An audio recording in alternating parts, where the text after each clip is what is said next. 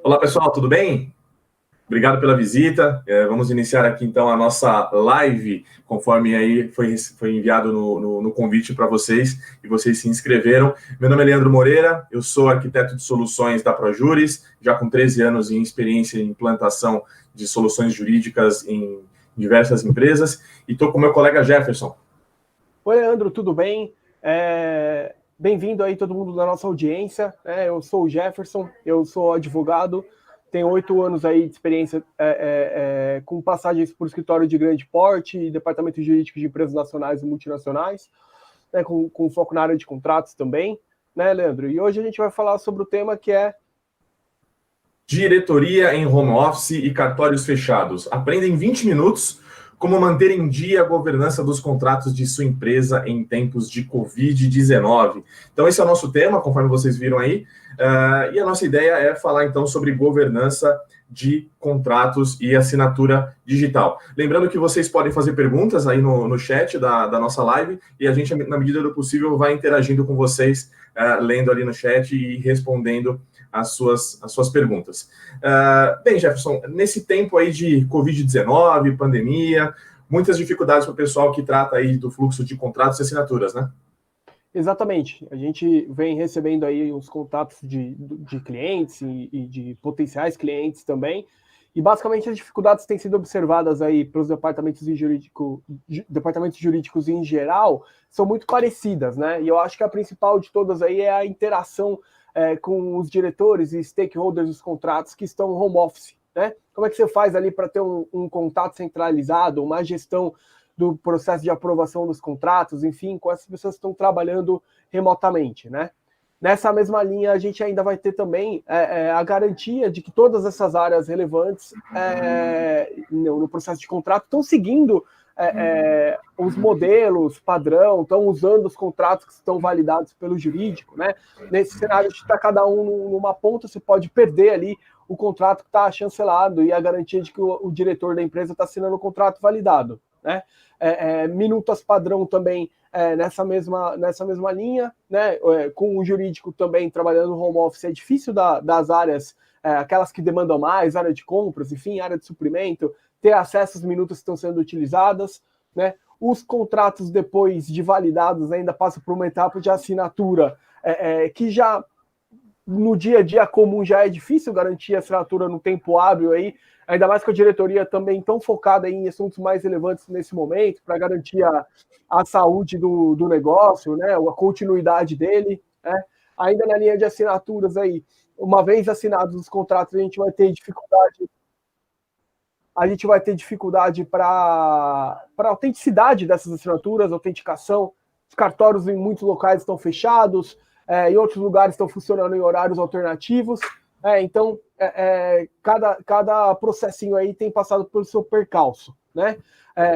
Uma vez que você cumpriu ainda essas etapas de assinatura, a gente tem mais uma dificuldade, que é o envio desses contratos para as pessoas nas pontas, né? O fornecedor, o cliente, né? Os correios também estão com, algumas agências estão com horário de funcionamento diferente, e aqui a gente ainda tem o risco de exposição de alguém ali, o nosso office boy, o mensageiro, o motoboy, enfim, há uma contaminação, né? No momento que ele comparece ali à agência para fazer a postagem, né? São todas dificuldades operacionais, mas a gente ainda tem uma questão que é sempre muito colocada, que é como é que eu faço para um aproveitamento econômico, para uma melhora econômica do meu processo, numa situação como essa que está todo mundo querendo cortar custos, né? Que tipo de exercício financeiro que eu posso fazer para um aproveitamento econômico dessa atividade de elaboração, assinatura, enfim, dos contratos, né? E também como é que eu faço aqui ainda nessa linha financeira para viabilizar com que a área de negócio, a minha área cliente,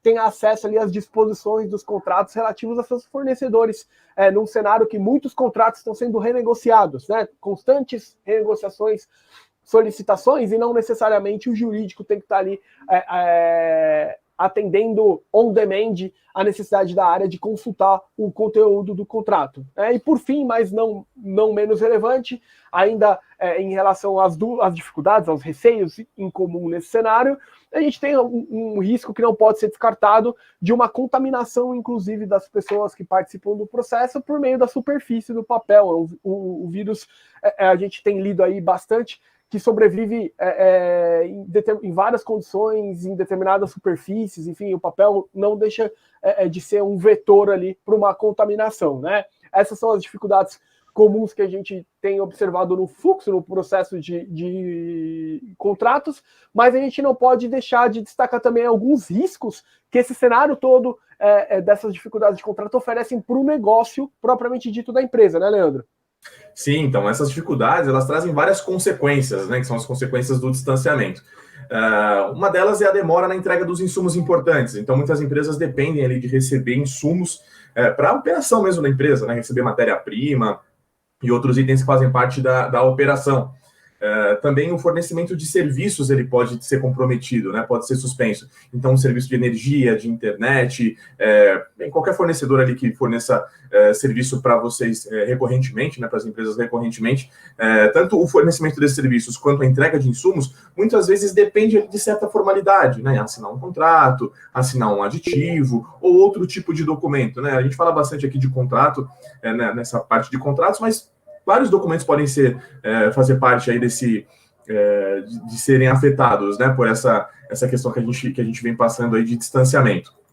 E por último aqui, eu acredito que seja o item mais importante, né, uma das principais consequências das dificuldades que o Jefferson listou é o faturamento parado, né? Em momentos de crise de saúde que gera uma crise financeira, ninguém pode abrir mão de receita, né? E com esse fluxo parado ou lento, o faturamento pode ser comprometido, né? Então pode ser uma grande dificuldade que pode ser ainda amplificada, né, ou potencializada pelo cenário comum hoje que as empresas usam de governança dos seus contratos e a assinatura deles, né, gerando ali descontrole, né, porque o controle manual das etapas de formalização de um contrato pode ser difícil de fazer, né, então pode ser também uma grande dificuldade. E a demora também, precisa enviar o arquivo, o documento a ser aprovado e assinado para diversos endereços físicos ou endereços de e-mails diferentes, né, para aprovação e assinatura das partes. E o retrabalho, né? Então, depois que todo mundo assina, ainda preciso mandar para todo mundo ali a via assinada por todo mundo, né? Então, mais demora, mais envio de pessoas circulando e retrabalho, né? Que traz ineficiência no fluxo. Além do risco, né? A gente já mencionou os cartórios com horário reduzido ou até mesmo fechados, né? Então, como eu vou fazer para reconhecer firma dos meus documentos, dos meus contratos? Então, isso pode ser um grande risco, além do alto custo, né? Então, hoje, no cenário comum de assinatura e circulação de documentos manual, né? Então, você tem ali o custo de impressão, suprimentos como cartucho, toner, impressora, enfim, energia elétrica, e também possível impacto ambiental. Então, esse aqui é um cenário comum que pode potencializar aquelas dificuldades, aquelas consequências que a gente viu dos problemas que o Jefferson mencionou. E como seria um cenário ideal? Então, a gente tem aqui uma sugestão, esse cenário ali, um cenário com governança, né, um controle dos envolvidos por nome, por cargo ou por função. Então, a pessoa envolvida aqui em aprovar um documento não é o Leandro, não é o Jefferson, é o diretor jurídico, é o aprovador financeiro, analista de contabilidade. Então, isso dá governança para esse processo, para esse fluxo. Gestão centralizada também. Todos os atores desse fluxo, seja o demandante, o aprovador, enfim, as pessoas que fazem parte da alçada, o fornecedor ou o cliente, né, que vai ser um convidado também nesse fluxo, eles usarem sempre a mesma plataforma. Então, fica mais fácil de fazer a gestão. E controle, né? Então, é bem comum para fazer a análise e a aprovação dessa formalização desse documento, as áreas pedirem arquivos ali, documentos para dar subsídio, né, para essa decisão, que a gente chama aqui de exigíveis, e também atribui controle, assim como formulários específicos para cada solicitação. Então, uma solicitação de contrato, por exemplo, do marketing tem informações que são diferentes de uma solicitação de um contrato de TI, né? Então, tendo esses formulários ajustados para cada uma dos contextos, também atribui mais controle para o processo. E indicadores de desempenho. Então, a gente não consegue gerenciar aquilo que a gente não consegue medir.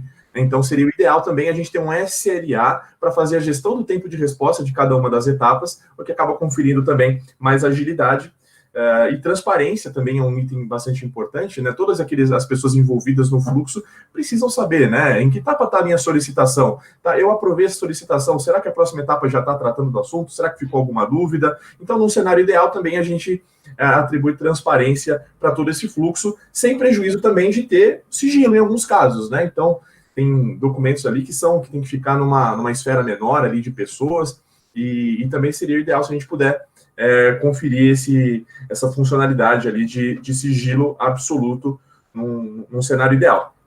E, além do custo, né? A gente sempre fala do custo, que acho que em todos os processos, né, não só no fluxo de documentos, o ideal é a gente fazer sempre com o menor custo possível. E nesse sentido aqui de documentos, seria sem custo de impressão, que acaba não tendo gasto com folha, cartucho, não gera lixo, e também sem impacto ambiental ou impacto ambiental reduzido, que é relevante principalmente para empresas que têm essa preocupação ali para cumprir ali, ficar em conformidade com a ISO 14000.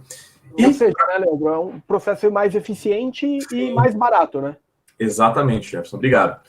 E para atender esse cenário ideal aqui, a gente tem esse exemplo aqui, né? Então, um exemplo que muitas empresas usam, a gente vê aí vários jurídicos usando com as suas áreas clientes, né? Que é o jurídico aqui tendo um banco de modelos, né, seja de contratos, de procurações ou outros tipos de documentos. Então, ele cria e faz a gestão desse banco de modelos, que é usado ali pelos requisitantes das áreas, que vão fazer as solicitações para o jurídico, e também podendo utilizar algum anexo externo, seja para cumprir aquele checklist de arquivos de subsídio para tomada de decisão, ou uma minuta de um parceiro, de um cliente ou de um fornecedor.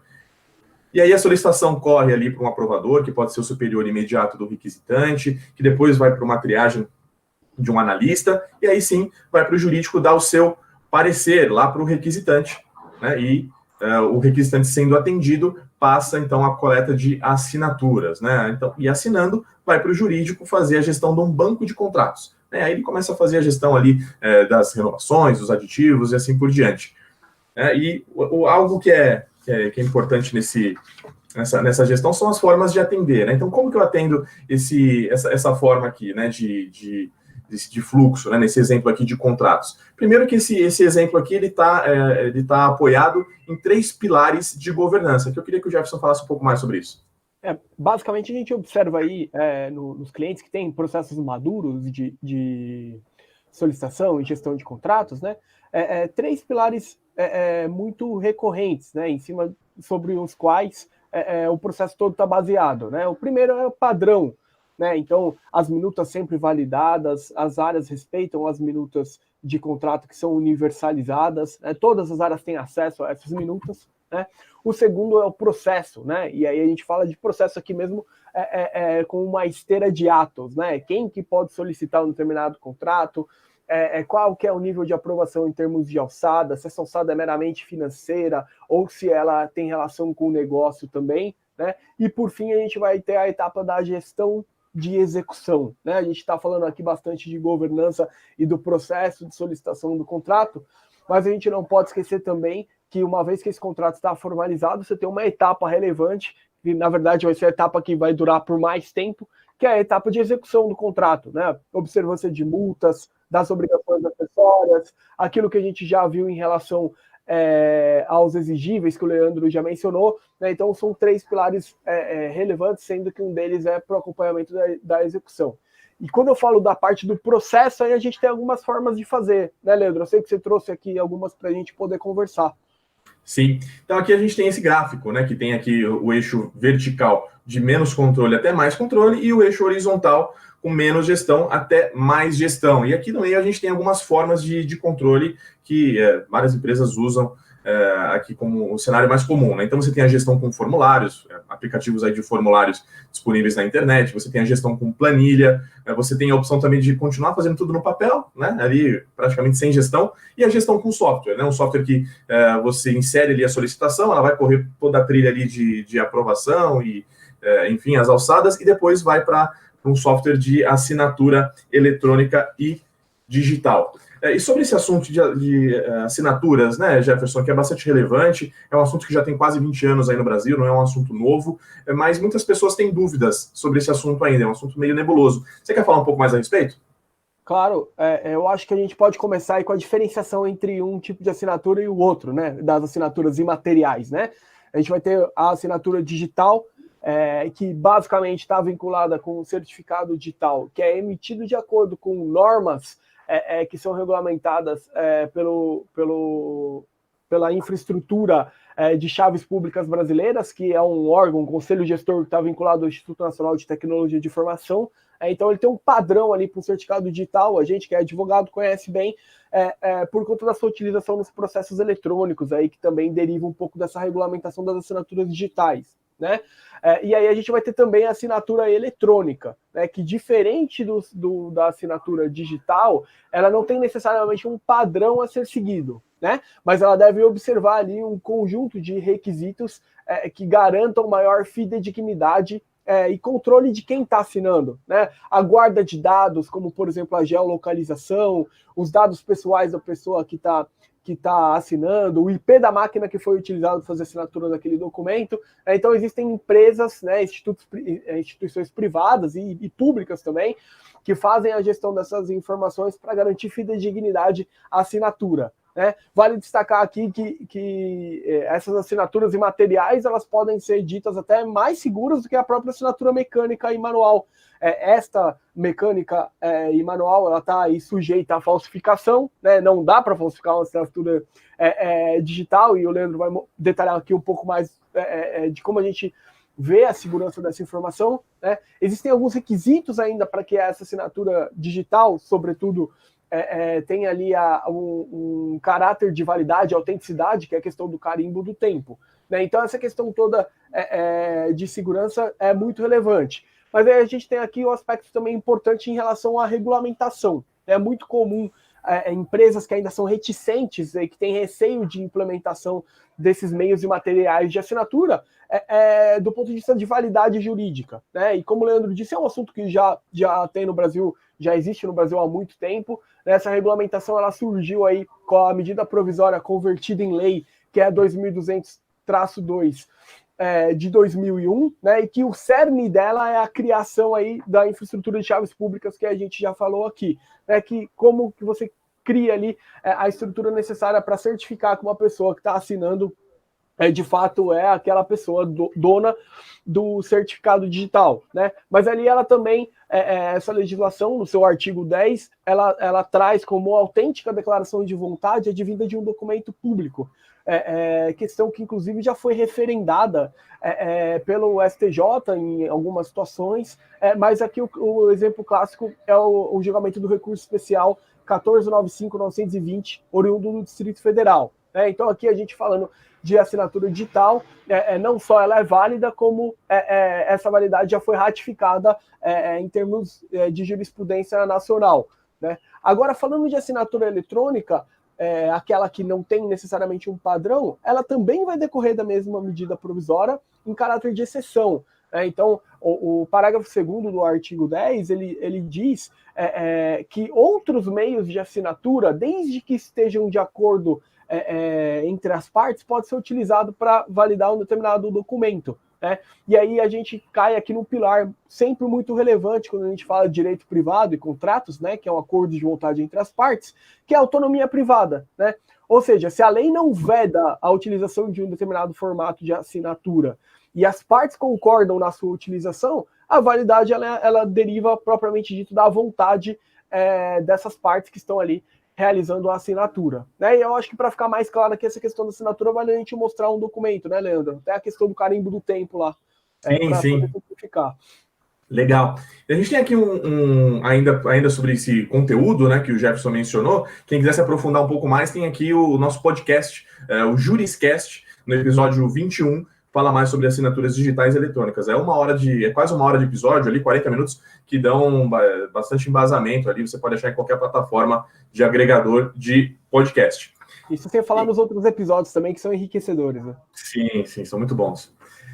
E aqui tem um exemplo, né, de um documento assinado digitalmente. Então, você tem aqui um contrato, esse contrato aqui ele foi passado pela ferramenta ProJuris de solicitação e foi assinado. Então, aqui no lado direito você tem o código de barras, que dá ali a evidência de que passou por toda a esteira de aprovação sistêmica, né, oficial da empresa. Aqui a gente tem também um cabeçalho com identificador da ferramenta de assinatura, então tem um ID aqui também que vai em todas as páginas. E aqui a gente tem também um painel de assinaturas aqui do lado esquerdo para validação da integridade da ferramenta que foi usada para fazer essa assinatura. Então aqui é um exemplo, né, para quem nunca viu um documento assinado digital ou eletronicamente, esse aqui é um exemplo. E ainda, dando um exemplo aqui do documento, a parte lá mesmo de assinatura. Então você tem aqui o desenho e o local da assinatura que são configuráveis. Eu escolhi essa letra aqui, mas poderia ter sido uma outra letra cursiva, letra de forma. Eu escolho o tamanho também desse desenho aqui e o local onde ele vai estar disposto aqui no documento. E cada assinante vai ter o seu código aqui, né? Código específico para cada assinante, sendo que eu posso ter várias pessoas assinando o mesmo documento aqui na plataforma. E vocês devem se perguntar ali sobre o custo da assinatura. Diga. Vale destacar aqui que esse assunto, que acaba sendo aí o núcleo da nossa apresentação, né, sempre gera dúvidas, né? Então, o pessoal que tiver dúvidas em relação à assinatura digital e eletrônica aí, pode comunicar com a gente aqui. Eu vou até pedir licença aqui, Leandro, já tem uma pergunta que é do Edson. Opa, né? Ele indica que a assinatura eletrônica não dá segurança de que aquela pessoa efetivamente assinou. Né? Na verdade, Edson, as empresas que disponibilizam tecnologia para isso, elas criam um conjunto de dados que são desde dados da pessoa assinante até metadados em relação ao meio que essa pessoa fez a assinatura. Né? Então, o IP da máquina, a validação de um determinado e-mail que aquela pessoa recorrentemente se utiliza e os dados pessoais que ela preenche no momento que ela vai fazer o cadastro para assinatura, né? Nome, CPF, RG, enfim. Então, você cria aí um arcabouço de informações sensíveis e que são suficientes para salvaguardar ali a relação entre o dado da assinatura e a pessoa que efetivamente assinou. Né? E vale destacar, inclusive, que a gente tem muitos contratos aí no nosso dia a dia que não são nem assinados. Né? Então, o fato da gente ter uma autoridade certificadora privada que te garante esse subsídio em relação aos dados, confere aí uma relevante legitimidade em relação à assinatura. Né? E aí aqui a gente já pode falar agora do aspecto referente ao custo, né?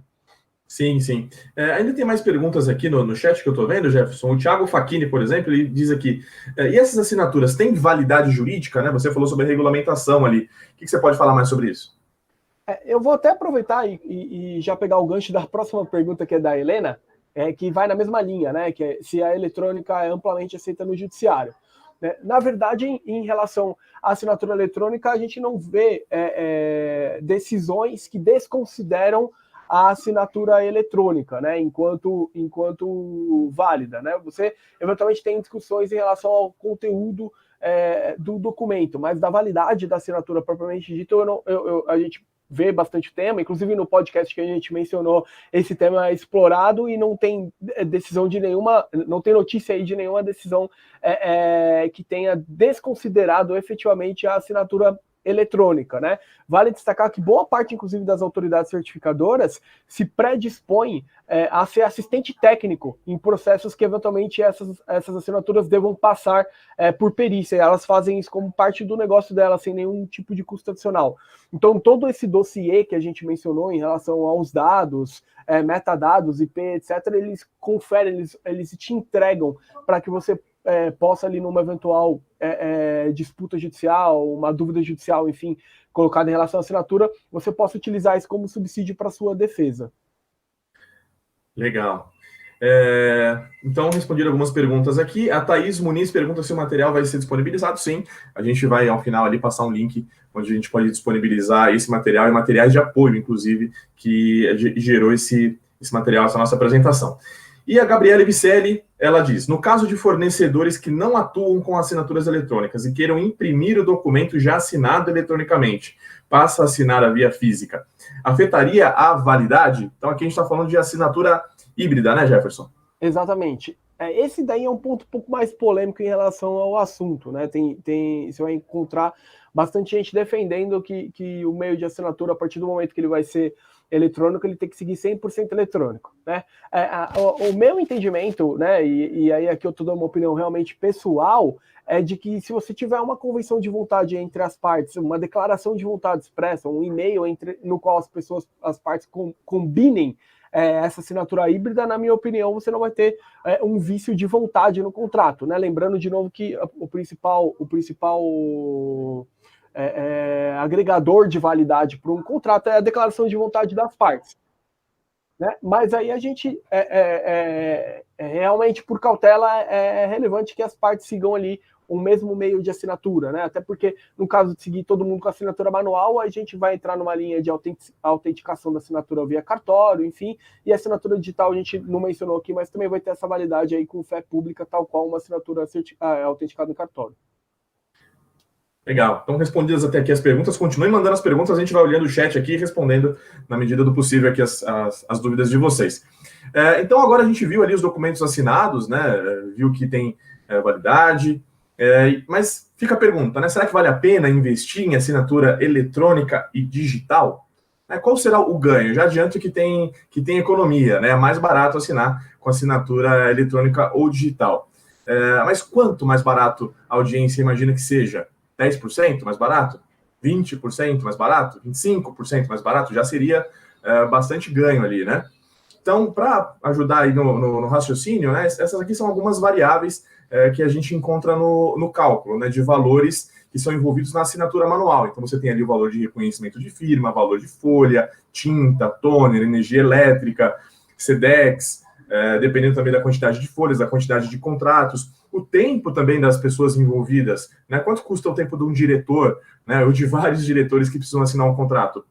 Então, com base nesse estudo, a gente chegou aqui num número que é uma economia média de 74% da assinatura eletrônica ou digital em relação à assinatura manual. Então, sempre é uma preocupação, né? Mas especialmente agora, a gente poder economizar num processo que é tão recorrente, é bastante relevante, traz um ganho muito grande aí para as empresas.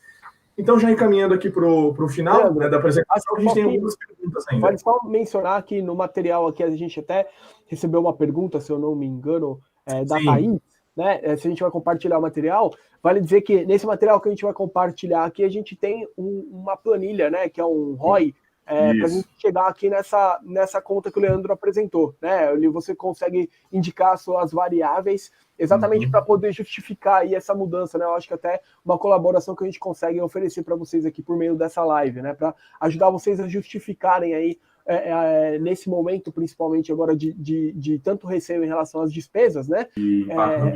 A validade, o benefício econômico que essa mudança de processo pode trazer.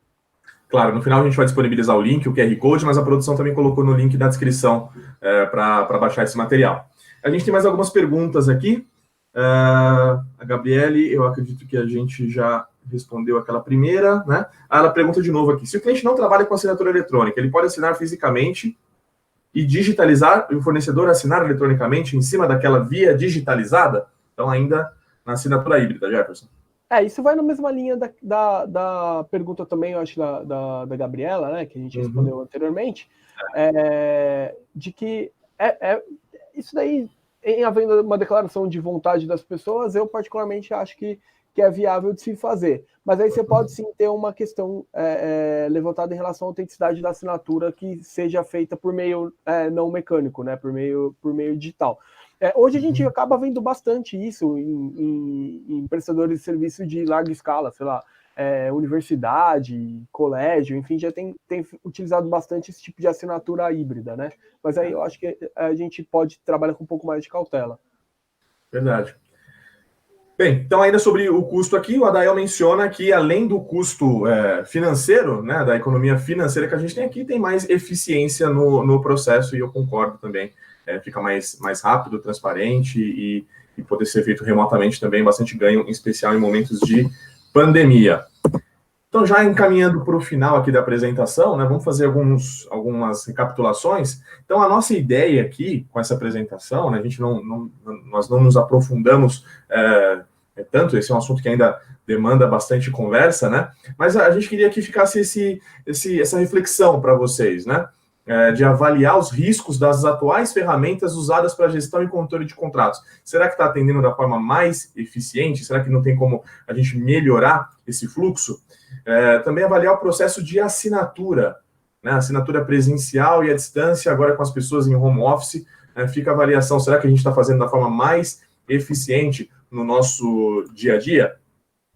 E também ali avaliar a ferramenta que vocês usam para fazer a gestão centralizada das requisições, né? Então, como que é feita a solicitação? A pessoa pede através de um e-mail, de um formulário, ela manda uma planilha que ela preenche manualmente e manda por e-mail, né? Ou tem ali uma ferramenta de gestão centralizada, com controle, governança, auditoria e indicadores de desempenho. E também o investimento, né? Quanto será que eu estou gastando hoje para assinar da forma que eu assino, né? A gente viu ali, então, algumas variáveis, o material que vai ficar disponível para vocês, mas é algo que a gente queria provocar, então, a reflexão, tá? Para essa parte de assinaturas. Então, aqui a gente finalizou a parte de conteúdo, né, que a gente tinha preparado para vocês, e a gente fica aberto para dúvidas. Não sei se no chat aqui tem mais alguma outra dúvida. Eu acho que tem aqui do Edson Silva. É isso, Jefferson? Isso, tem a do Edson, que está mencionando aqui a possibilidade de fazer o reconhecimento de firma assinada mecanicamente num contrato que tem a outra parte assinando digitalmente, né? Acredito que a partir do momento que a assinatura mecânica observar os requisitos da Lei Geral de Registros Públicos, né, com nome, RG, enfim, da pessoa que está assinando, sendo oposto ao cartório onde ela tem firma aberta, eu não vejo risco do cartório não reconhecer essa firma. E aí você confere, de fato, maior segurança e autenticidade da assinatura, né? E ele faz um comentário aqui que num contrato que ele pratica, ele tem uma cláusula que diz que a empresa vai fazer a assinatura digital e a outra parte, o fornecedor, o cliente, enfim, vai fazer a assinatura de forma mecânica com a via reconhecida da assinatura. E aí, nesse caso, eu acho que ele está se cobrindo aí do ponto de vista de salvaguarda jurídica, porque a gente volta na linha lá da autonomia privada da declaração de vontade, né? As partes estão concordando com essa metodologia, né? Vale só destacar aqui, em relação à assinatura eletrônica como um todo, e também essa assinatura híbrida, que esse é um procedimento que não vai ser recomendado aí quando você tem contratos formais, né? Aqueles contratos com forma prescrita em lei, onde você vai ter, por exemplo, uma escritura de um imóvel, enfim, até uma certidão de casamento, né?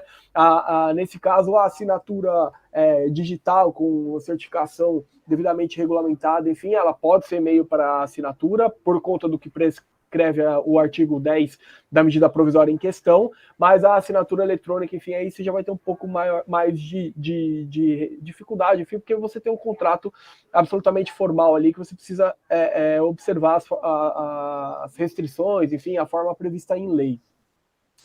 Legal. Mais alguma dúvida do pessoal? Enquanto a gente aguarda, Jefferson, uma dúvida bastante comum que as pessoas têm é se eu posso assinar só contrato com assinatura digital eletrônica ou outros documentos que demandam assinatura também posso assinar dessa forma? Aqui a gente pode dar até o exemplo da própria ProJuris, né? A gente assina tudo aqui com assinatura eletrônica, né? Até as políticas que a gente tem na empresa, né? Política de guarda do equipamento, um recibo de férias, enfim, né?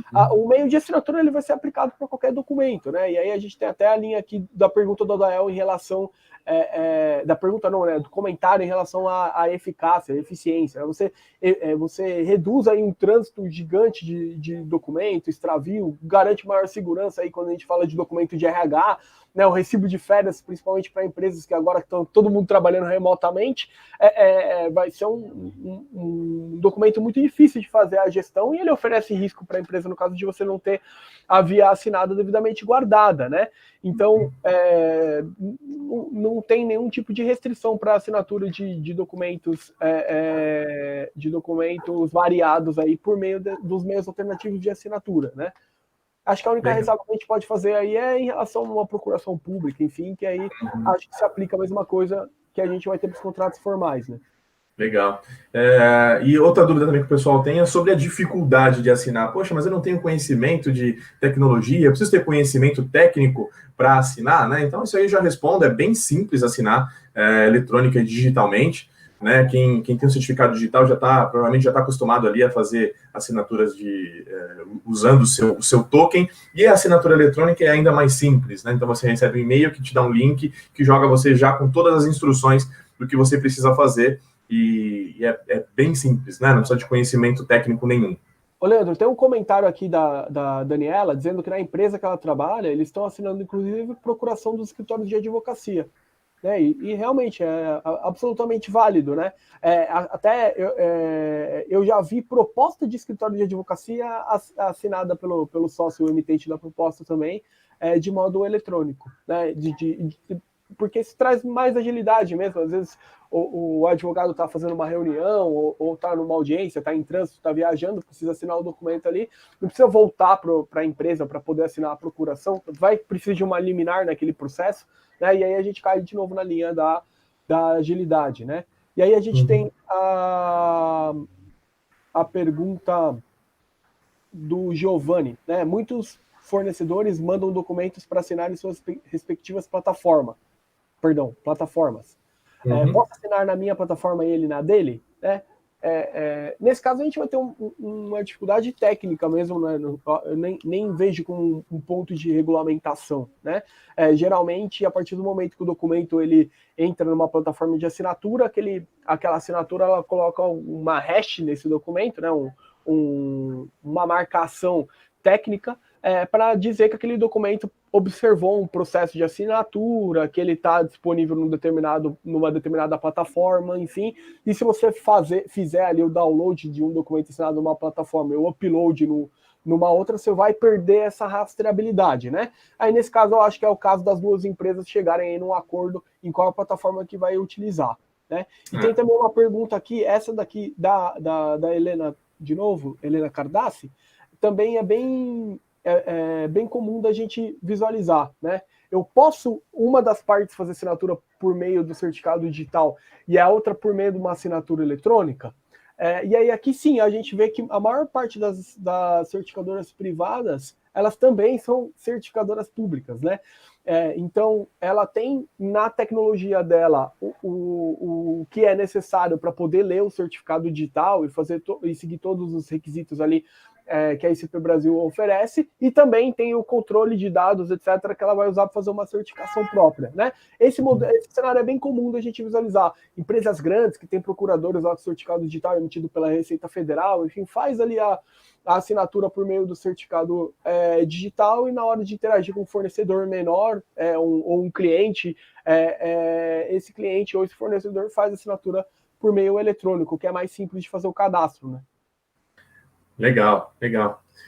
Acho que a gente respondeu ali bastante dúvidas, né, da nossa audiência. E lembrando que o material vai ser disponibilizado no link, né? Então tem aqui o link que a produção eu já vi ali, colocou nos comentários, ou através desse QR Code. Então, se você tem aí um leitor de QR Code no celular, aponta aí para esse QR Code na tela e vai te jogar lá já para a tela onde você faz o download daquela planilha que a gente usou ali para fazer o estudo de custo, né, da comparação de assinatura digital em relação à assinatura mecânica ou assinatura manual. Esse material aqui da apresentação também a gente pode disponibilizar. Se não tiver no link lá, a gente vai deixar os nossos contatos aqui também ao final, onde a gente pode mandar esse material, a gente pode se aprofundar aí também na apresentação, em alguns assuntos, demonstrações. Então, muito obrigado, pessoal. Esses aqui são os nossos contatos. Fiquem à vontade para dar um print na tela, para tirar uma foto, enfim, anotar aí os nossos contatos. E essa live você pode rever no endereço projuris.com.br/lives. Vai estar disponível esse e outras lives lá bastante enriquecedoras para o dia a dia, onde a gente propõe aí a eliminação da ineficiência do mundo jurídico. Jefferson, muito obrigado. Muito obrigado, Leandro. Muito obrigado a toda a audiência. Foi um prazer poder compartilhar um pouco aqui desse assunto com vocês.